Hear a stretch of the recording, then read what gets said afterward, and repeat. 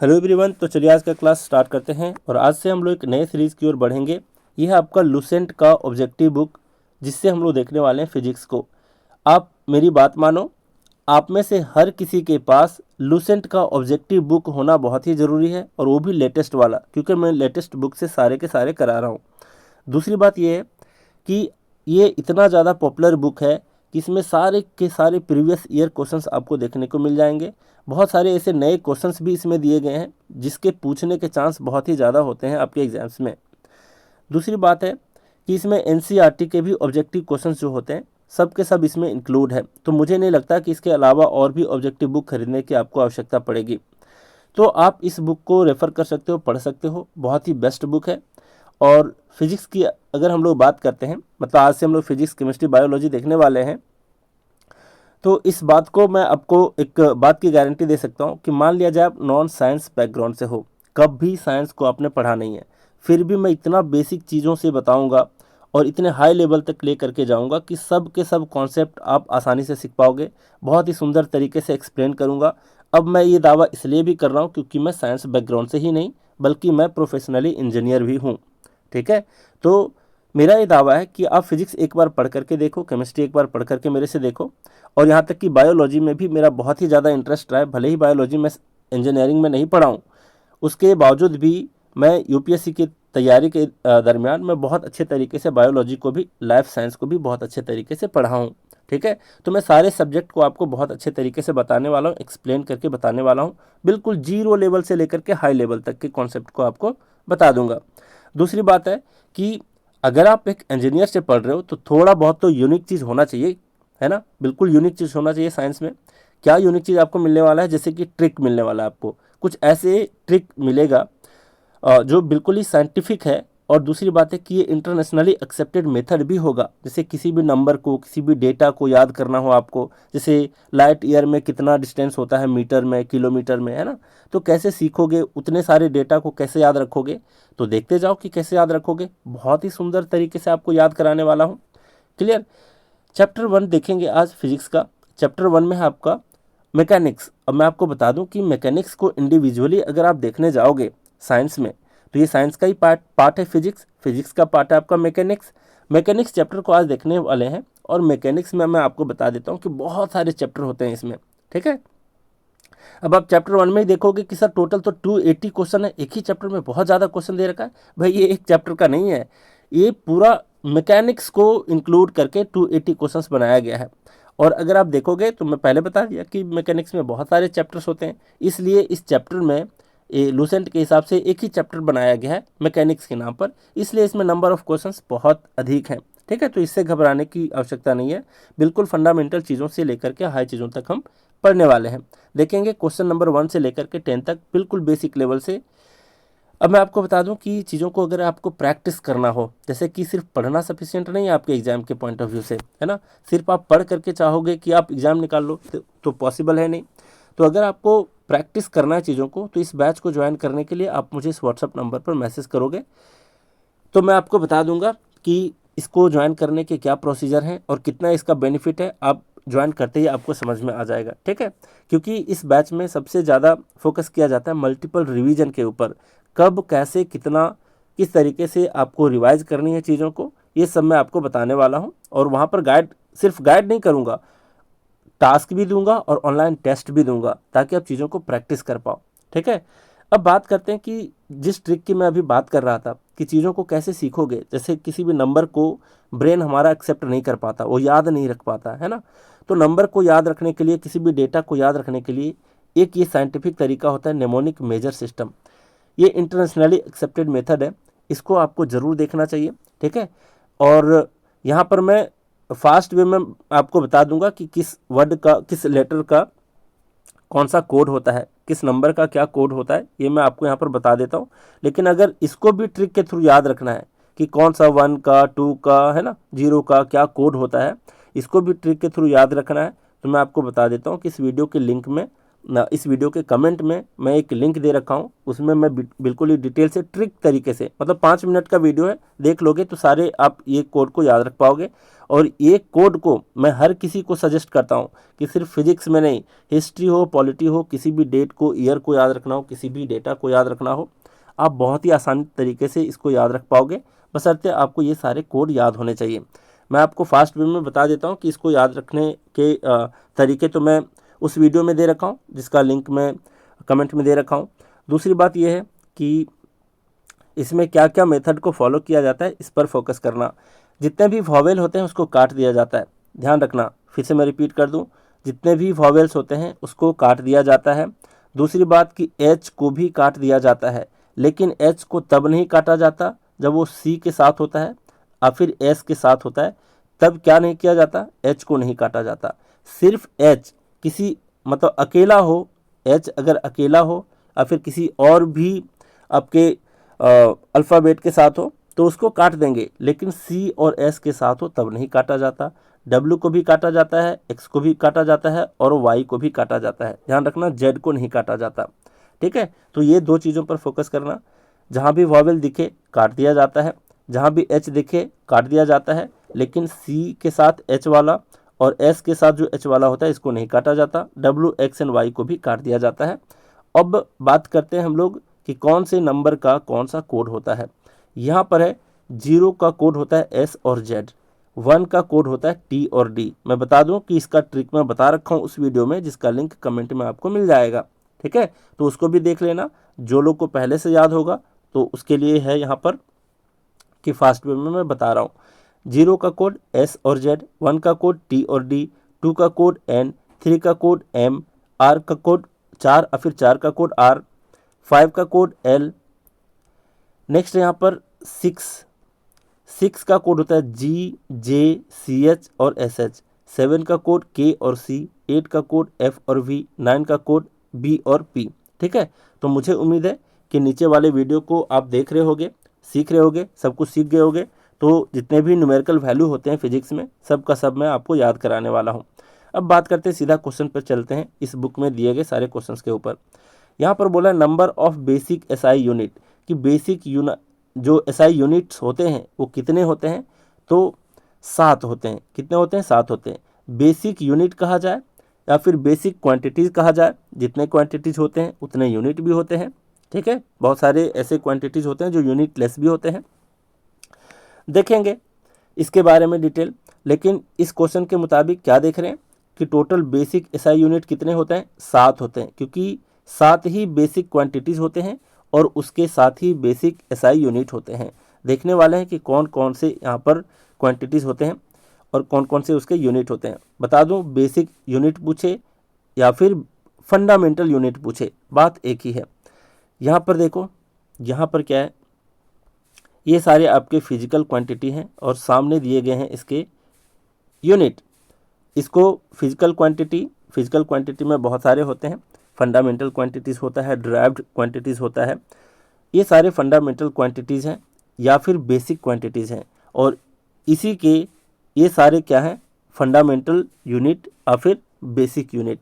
ठीक है, तो लेंथ का मीटर हो गया, मास का किलोग्राम हो गया, टाइम का सेकेंड, इलेक्ट्रिक करंट का एम्पियर, टेम्परेचर का केल्विन, ल्यूमिनस इंटेंसिटी का कैंडेला और आपका अमाउंट ऑफ सब्सटेंस का मोल। ठीक है, और 2 आपके सप्लीमेंट्री क्वांटिटीज़ होते हैं और इसके 2 सप्लीमेंट्री यूनिट भी होते हैं। कौन कौन से हैं, प्लेन एंगल को मेजर किया जाता है रेडियन में, सॉलिड एंगल को मेजर किया जाता है स्टीरेडियन में। ठीक है, तो इसके सिंबल हैं ये सारे, आप ध्यान में रख पाओगे। तो ये सारे सातों क्या हैं, ये सारे जो 7 दे रखे हैं ये हैं फंडामेंटल क्वांटिटीज़ और ये इसके साथ फंडामेंटल यूनिट और फिर बेसिक यूनिट है। तो क्वेश्चन में क्या पूछा था कि कितने नंबर ऑफ बेसिक यूनिट्स हैं, तो ये हैं आपके 7 काउंट करके देख लो। और बाकी इस जगत में जितने सारे यूनिट हैं सब के सब क्या है, डिराइव्ड यूनिट कहलाते हैं, डिराइव्ड क्वांटिटीज़ कहलाते हैं।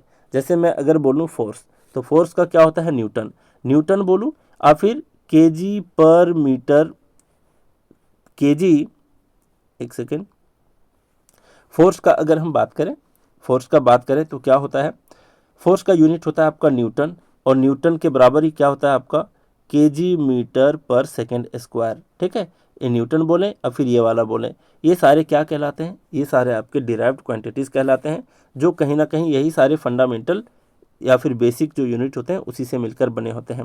ठीक है, अब आगे बढ़ते हैं यहाँ पर, which of the following is not a fundamental unit. तो इन सातों में क्या नहीं है, मीटर तो अभी देख लिए लेंथ का, किलोग्राम देख लिए आपका मास का, और सेकेंड देख लिए टाइम का। लीटर जो होता है वॉल्यूम का होता है, और आपका लीटर जो है ये आपका फंडामेंटल यूनिट नहीं है या फिर बेसिक यूनिट नहीं है। देख पा रहे हो, लीटर इसमें से कहीं है, बिल्कुल नहीं है, इन सातों में लीटर कहीं नहीं दे रखा। क्लियर। अब आगे बढ़ेंगे, यहाँ पर दिया light year is a unit of. ये थोड़ा सा जो पहली बार फिजिक्स को पढ़ रहे होते हैं थोड़ा सा कंफ्यूज हो जाते हैं। कैसे, लाइट ईयर दे रखा है, ईयर मतलब वर्ष होता है, साल होता है, मतलब कि 1 साल 2 साल 3 साल, ये किसको इंडिकेट कर रहा होता है, ये टाइम को इंडिकेट कर रहा होता है। और एग्जाम में क्वेश्चन पूछ दे तो सीधा टाइम पर क्या कर देते हैं, टिक लगा देते हैं, जो कि बिल्कुल आपका गलत हो जाता है। तो आपको मैं बता दूं कि लाइट ईयर होता क्या है। लाइट ईयर आपका डिस्टेंस का यूनिट है। किसका यूनिट है, डिस्टेंस का यूनिट है। कैसे जानेंगे, तो मैं आपको यहाँ पर लिख करके बता दिया हूँ कि लाइट ईयर जो है ये डिस्टेंस का यूनिट होता है।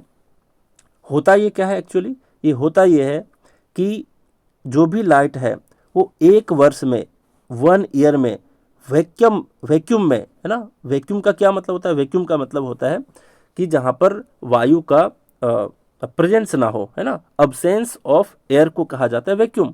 तो वैक्यूम में लाइट जो है 1 साल में जितनी दूरी तय करे उसी दूरी को कहा जाता है 1 लाइट ईयर। ठीक है, तो ये लाइट ईयर किसका यूनिट हो गया, डिस्टेंस का। ठीक है, तो बी नंबर इसका आंसर है।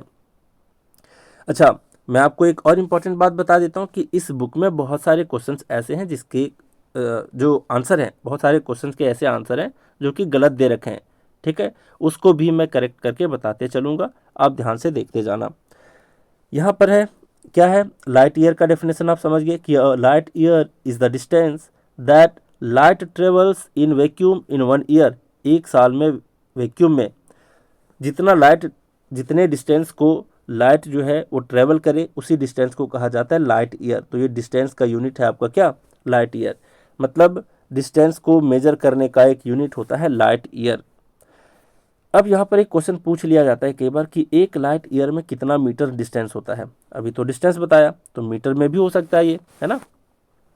तो बता दूं कि ये होता है आपका 9.46 इंटू 10⁻15 मीटर को ही कहा जाता है 1 लाइट ईयर। मतलब 1 साल में इतना मीटर दूरी तय कर सकती है एक लाइट किसी वैक्यूम में। ठीक है, अब बात करते हैं यहाँ पर, वैक्यूम कहने का मतलब है अब्सेंस ऑफ एयर। इसको एक तरीके से और कह सकते हैं स्पेस, स्पेस जहाँ पर एयर प्रेजेंस नहीं है ना। हमारे वायुमंडल से ऊपर अगर आप ब्रह्मांड में चले जाओगे तो वहाँ पर स्पेस आपको मिलता है जहाँ पर कोई भी एयर का प्रेजेंस नहीं है, उसी वैक्यूम की ये बात कही जा रही है। अब इसको कैसे याद रखोगे जरा देखो, अगर एग्जैक्ट वैल्यू पूछ दे, अगर एग्जैक्ट वैल्यू पूछ दे तो कैसे याद रखोगे, तो इसका मैं ट्रिक बता दिया हूँ। ट्रिक भी कौन से मेथड से, निमोनिक मेजर सिस्टम से, जो अभी कोड में बताया था उस कोड को ध्यान में रखोगे, हमेशा के लिए नहीं भूलोगे इस जो भी नंबर है ना।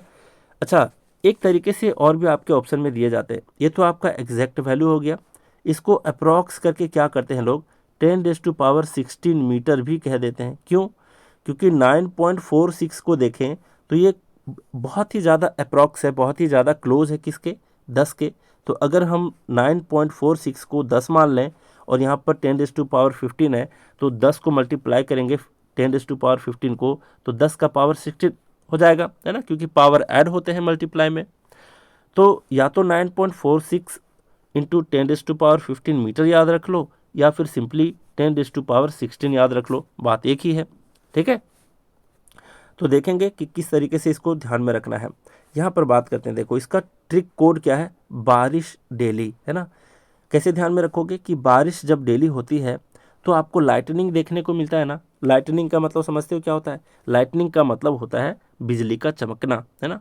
तो अगर बारिश डेली हो तो बिजली का चमकना होता है कि नहीं, लाइटनिंग होती है कि नहीं, तो लाइटनिंग होती है। लाइटनिंग से ध्यान रखोगे लाइट ईयर, और बारिश डेली से ध्यान रखोगे कि अच्छा बारिश डेली होने से लाइट ईयर लाइटनिंग होती है ना। अब डेली बारिश होती है तो लाइटनिंग होती है, लाइटनिंग से ध्यान रखोगे लाइट ईयर, और बारिश डेली इसका कोड हो गया, इसको याद रखने का तरीका हो गया। कैसे इसको डिकोड करोगे, इसमें मैं बताया था कि जितने वॉवेल होते हैं उसको काट दोगे, एच को भी काटोगे, लेकिन एच तब नहीं कटता जब एस और सी के साथ होता है। तो यहाँ पर एस के साथ है तो एच यहाँ पर नहीं कटेगा, है ना। ए कट जाएगा, आई कटेगा, यहाँ से ए यहाँ से कटेगा, आई कटेगा, और यहाँ से वाई भी कटेगा, है ना। नियम मैं बता दिया था। अब इसको डिकोड करते हैं तो बी बच जाता है, आर बच जाता है और एस एच बच जाता है। तो बी किसका कोड होता है? 9 का कोड होता है। आर किसका कोड होता है? 4 का कोड होता है। एस एच किसका कोड होता है? 6 का कोड होता है। और ये डैश है, यानी कि यहाँ पर इंटू ध्यान में रखना है। डेली है, ये जो बाद वाला जो है वर्ड, ये आपको बताएगा 10 का पावर, है ना। तो 10 का पावर हो गया। डी किसका कोड होता है? 1 का। और ए और आई तो यहाँ से कट गया है, वाई भी कट गया है ना। तो यहाँ बच गया डी और एल। डी का मतलब 1 का कोड होता है डी, और फिर डी का कोड होता है 1, और यहाँ पर क्या हो गया आपका एल। एल किसका कोड होता है? 5 का। और मैं आपको बता देता हूँ, फिजिक्स में जितने सारे डिस्टेंस वाले क्वांटिटीज़ होंगे, मतलब डिस्टेंस वाले जो डेटा होंगे, वैल्यू होंगे, उसको मैं मीटर में ही बता रहा हूँगा, ठीक है। किलोमीटर में होगा तो आप कन्वर्ट कर लोगे, बहुत ही आसान होता है। कैसे? मीटर को किलोमीटर में कन्वर्ट करना अगर होता है तो 1000 से डिवाइड कर दोगे, है ना। इसको अगर 1000 से डिवाइड कर दोगे तो यहाँ से 3 जीरो आपके हट जाएंगे, मतलब कि 10 का पावर 12 हो जाएगा और किलोमीटर में हो जाएगा। मुझे उम्मीद है आप बातों को समझ रहे होगे। तो मैं सारे वैल्यू मीटर में बताया हूँ, तो इस तरीके से आपको ध्यान रख लेना है। दूसरी बात कि पॉइंट कहाँ रखोगे, तो हमेशा रखोगे इस ट्रिक के मुताबिक लेफ्ट साइड से एक डिजिट के बाद आपको पॉइंट को रखना है। देख रहे हो, तो 9 के बाद आपको क्या करना है? पॉइंट रखना है। तो 9.46 इंटू 10⁻15 मीटर क्या होता है? 1 लाइट ईयर का वैल्यू होता है। नहीं समझ रहे होगे, फिर से मैं रिपीट कर देता हूँ। इसको, इस वैल्यू को कैसे याद रखोगे? तो ट्रिक है कि बारिश डेली होने से लाइटनिंग होती है, लाइटनिंग से ध्यान रखोगे 1 लाइट ईयर, और बारिश डेली इसका, इस कोड का वैल्यू है ना। इस वैल्यू का कोड है। बारिश में मैं बताया था कि सारे वॉवेल को काट दोगे। बी होता है 9, आर होता है 4, एस एच होता है 6। लेफ्ट से आपको एक डिजिट के बाद पॉइंट देना है, फिर यहाँ पर इंटू है। डेली जो है वो पावर को बताएगा, मतलब लास्ट वाला वर्ड पावर को बताएगा। तो 10 का पावर यहाँ पर आ जाता है क्या? डी होता है 1 का कोड, एल होता है 5 का कोड, और सारा वैल्यू मीटर में ध्यान रखोगे, ठीक है। ऐसा यूनिट मीटर ही होता है, किलोमीटर तो नहीं होता, मीटर होता है, तो मीटर को ध्यान में रखना है। तो इस ये वाला वैल्यू से आपको क्या याद हो गया कि 1 लाइट ईयर में कितना डिस्टेंस होता है। क्लियर। नेक्स्ट आपका which of the following is not the unit of time, कौन सा टाइम नहीं है। तो यहाँ भी कन्फ्यूजन थोड़ा सा क्रिएट कर देता है, क्योंकि सेकंड दे दिया है, तो सेकंड से आप समझ लोगे कि अच्छा सेकंड तो टाइम का होता है, तो पैरालैक्टिक सेकंड भी आपका टाइम का यूनिट हो सकता है, जो कि बिल्कुल ही गलत है ना। और इसी में अगर आप ये बात नहीं समझ पाए तो गड़बड़ कर दोगे एग्जाम में। देखते हैं यहाँ पर माइक्रो सेकंड हो, मेगा सेकंड हो, कुछ भी हो, सेकंड तो सेकंड है ना, और ये टाइम का यूनिट होता है, ठीक है भाई। लीप ईयर, एक साल में कितने दिन होते हैं ये आप जानते हो, है ना। लीप ईयर में कितने समय होते हैं ये आप जानते हो। तो ये टाइम यानी कि समय का ही आपका यूनिट है। सोलर डे, मतलब जो नॉर्मल डे होता है ना, डे और नाइट होता है, उसको कहा जाता है सोलर डे, तो ये भी समय का है। लेकिन पैरालैक्टिक सेकंड जो है ये आपका समय का यूनिट नहीं है। पैरालैक्टिक सेकंड को शॉर्ट में पारसेक बोला जाता है। क्या बोला जाता है? पारसेक बोला जाता है, ठीक है, पारसेक। तो पारसेक को देखेंगे, पारसेक किसका यूनिट होता है? लाइट ईयर जिस तरीके से डिस्टेंस का था, उसी तरीके से आपका पैरालैक्टिक सेकंड भी आपका डिस्टेंस का यूनिट होता है। यहाँ पर मैं बता दिया हूँ कि the parsec is a unit of length of a distance, length बोलूँ या डिस्टेंस बोलूँ बात बराबर है, used to measure the large distances to astronomical objects outside the solar system. अब ये बहुत ही बड़ा यूनिट होता है। एस्ट्रोनॉमिकल का एक और मीनिंग होता है, एस्ट्रोनॉमिकल का जो लिटरल मीनिंग होता है, डिक्शनरी का मीनिंग, इसका मतलब होता है बहुत बड़ा। और लेकिन यहाँ पर एस्ट्रोनॉमिकल ऑब्जेक्ट्स कहने का मतलब है जो भी आपके ब्रह्मांड में ऑब्जेक्ट्स हैं, जितने भी तारा ग्रह नक्षत्र हैं, उसके बारे में बता रहा है। तो सोलर सिस्टम के बाहर जितने सारे एस्ट्रोनॉमिकल ऑब्जेक्ट्स हैं, जितने भी ग्रह नक्षत्र हैं, जितने भी तारे हैं, उसके बीच जो डिस्टेंस मेजर किया जाता है, उसको किस यूनिट में मेजर किया जाता है? उस डिस्टेंस को पारसेक में मेजर किया जाता है ना। और इसी को बोला जाता है पारसेक, है ना, पैरालैक्टिक सेकंड। क्लियर यहाँ तक?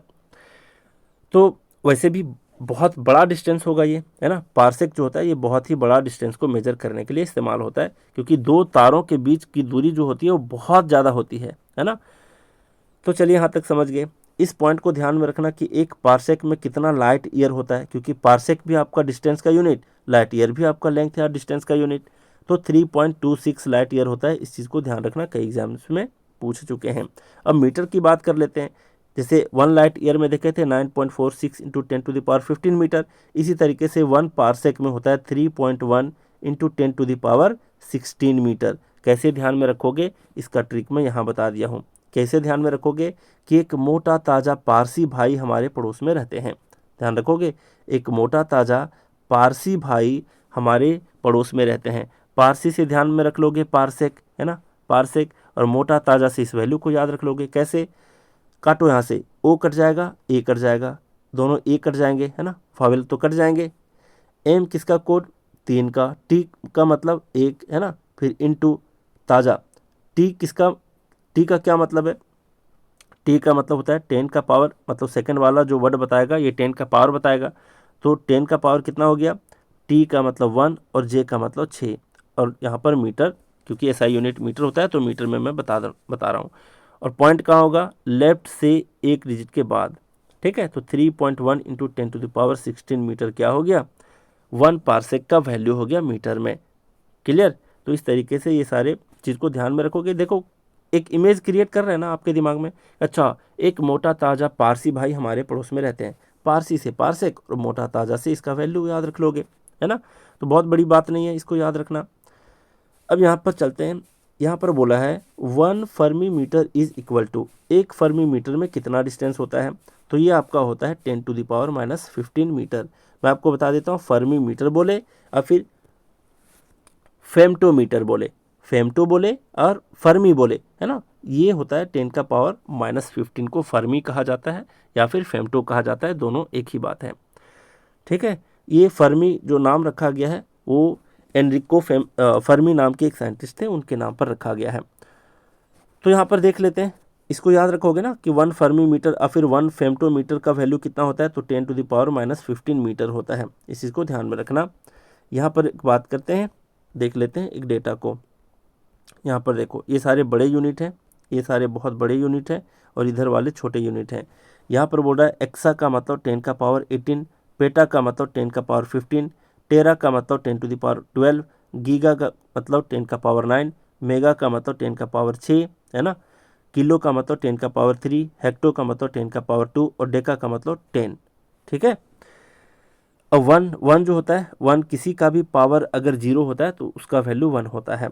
अब यहाँ बात करते हैं, डेसी का मतलब 10⁻−1, सेंटी का मतलब 10⁻−2, मिली का मतलब 10⁻−3, माइक्रो का मतलब 10⁻−6 और नैनो का मतलब क्या होता है, नैनो का मतलब 10⁻−9, पिको का मतलब 10⁻−12, फेमटो और फिर फर्मी, अभी बताया ना, फेमटो और फिर फर्मी का मतलब 10⁻−15 और एटो का मतलब 10⁻−18।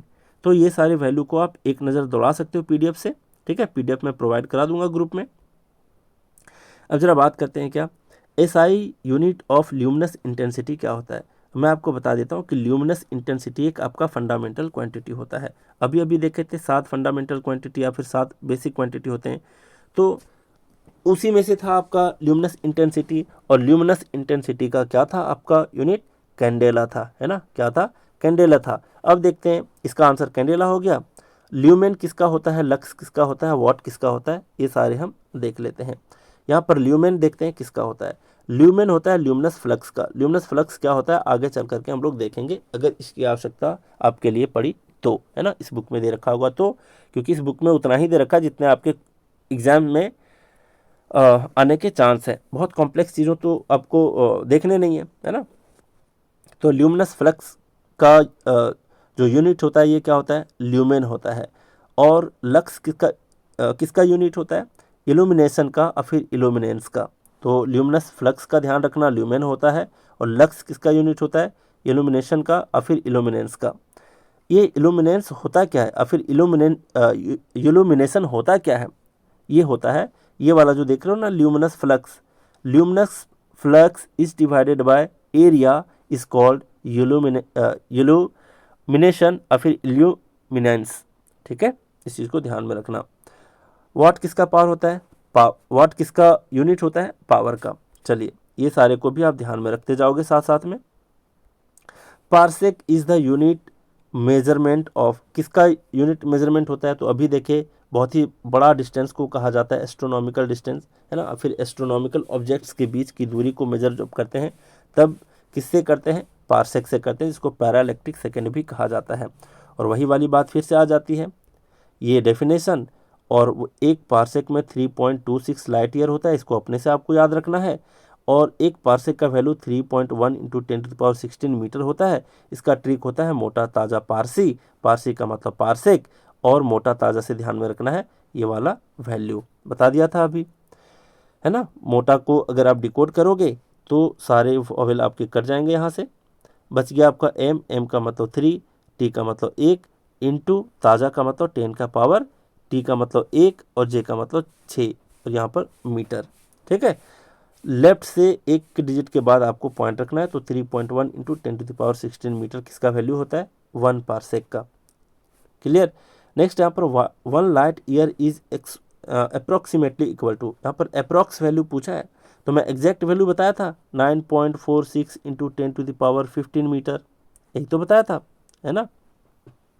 इसका कोड में क्या बताया था कि यहाँ पर बताया था बारिश डेली होने से लाइटनिंग होती है, लाइटनिंग से लाइट ईयर ध्यान में आपको रखना है, याद है ना। और यहाँ पर बारिश डेली, बारिश को डिकोड करोगे तो यहाँ पर 9.46 आ जाता है, और डेली को अगर डिकोड करोगे तो 15 आ जाता है। तो यही आपका क्या था?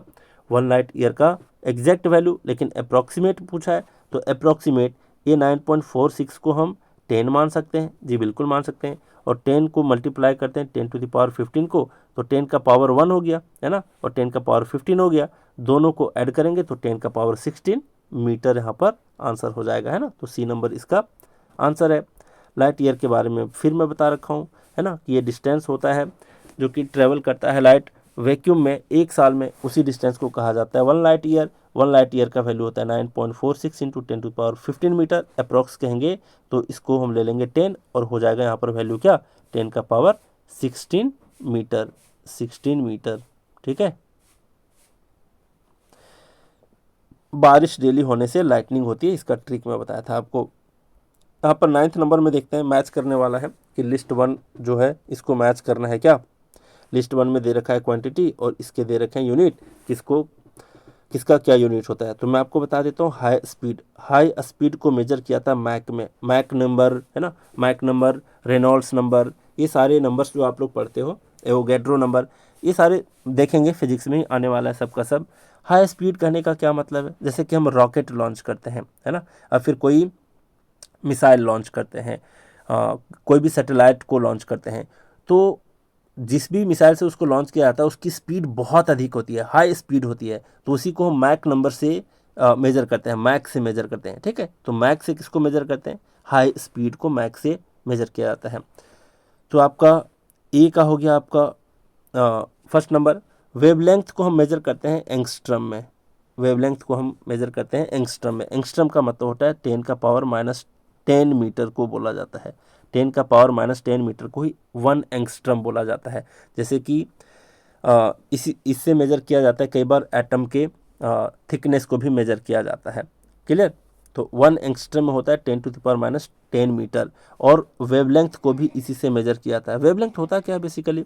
वेवलेंथ होता, मान लीजिए कोई वेव ऐसे करके आई हुई है, ठीक है, तो ये नीचे वाले को कहा जाता है ट्रफ और ऊपर वाले को कहा जाता है क्रेस्ट। तो तो दो लगातार क्रेस्ट की बात कर लें और फिर दो लगातार ट्रफ की बात कर लें, ये दो क्रेस्ट, लगातार क्रेस्ट और फिर दो लगातार ट्रफ के बीच के डिस्टेंस को कहा जाता है वेवलेंथ, ठीक है। तो इसी वेवलेंथ को मेजर किया जाता है एंगस्ट्रम में। और कोई भी वेव होता है अगर तो इसके बीच की दूरी बहुत ही कम होती है, बहुत ही मतलब बहुत कम, ठीक है। तो उसी को मेजर किया था एंगस्ट्रम में, तो एंगस्ट्रम में मेजर किया था वेवलेंथ को, तो बी का आपका 2 हो गया। नेक्स्ट है प्रेशर को मेजर किया था पास्कल में, ये हम लोग जानते हैं, ऐसा यूनिट ध्यान में रखना। एनर्जी को हम जूल में मेजर करते हैं, इस चीज़ को भी ध्यान में रखना। यानी कि ए का 1, बी का 2, तो 1 2 3 4 लगातार हो जाएगा। तो 1 2 3 4 कहाँ पर है? डी नंबर ऑप्शन में। तो इसका आंसर क्या होगा आपका? डी नंबर ऑप्शन करेक्ट है। नेक्स्ट क्या है आपका 10 नंबर में देखते हैं, सीधा हम बुक से देखते हैं। यहाँ पर दे रखा है ये दोनों जो क्वेश्चन है मैच करने वाले यूपीएससी में पूछे गए क्वेश्चन है।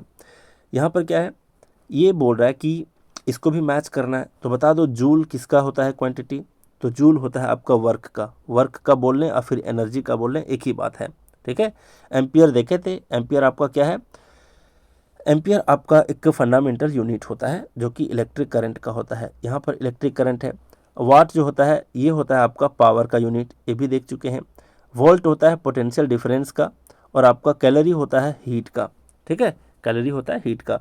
तो मैच कर लो, ए का क्या हो गया, ए का तीसरा, तो तीसरा नंबर कहाँ है, ये ए नंबर ऑप्शन में ही है, तीसरा और कहीं नहीं है, तो तीसरा ए नंबर ऑप्शन इसका करेक्ट आंसर होगा। देख लो मैच करके, 3 हो गया यहाँ पर, ठीक है, 1 हो गया, ठीक है, 2 हो गया, ठीक है जी, 4 हो गया और 5 हो गया, यानी कि ए नंबर ऑप्शन इसका करेक्ट आंसर है। तो इस तरीके से आपको ध्यान में रखना है।